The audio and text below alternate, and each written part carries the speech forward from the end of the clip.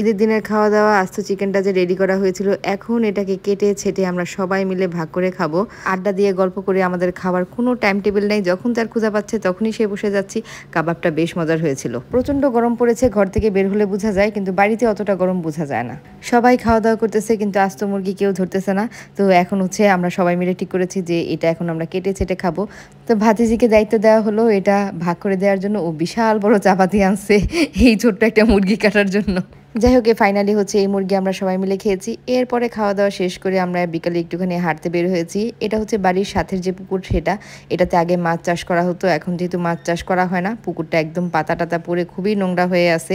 আগের যখন এই পুকুরগুলোতে মাছের চাষ ছিল তখন হচ্ছে পুকুরগুলো দেখতে ক্লিন লাগতো। তো আমরা হাঁটতে হাঁটতে বাড়ি থেকে একটু দূরে চলে গিয়েছিলাম। এটা হচ্ছে আরেকটা পুকুর কাটার জন্য এটা প্রিপারেশন নেওয়া হয়েছিল। অর্ধেক কাটা হয়েছিল, কিন্তু পরবর্তীতে বাকি অর্ধেক আর কাটা হচ্ছে না। তো এটা এই অবস্থায় আছে।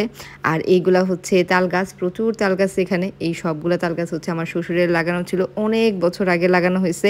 এখনো কিন্তু এই তাল ধরার মতো উপযুক্ত হয় নাই। সন্ধ্যায় হচ্ছে সন্ধ্যার নাস্তা। বাড়িতে যাওয়ার পর থেকে শুধু খাওয়ার উপরেই আছি আমরা সবাই।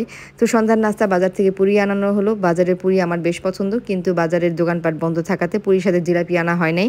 জিলাপির দোকান খোলা ছিল না। বাড়ির জিলাপি আমার বেশ পছন্দ। আর এরই মাঝে আমার ছোট ননাসও চলে আসছিল বিকালবেলা।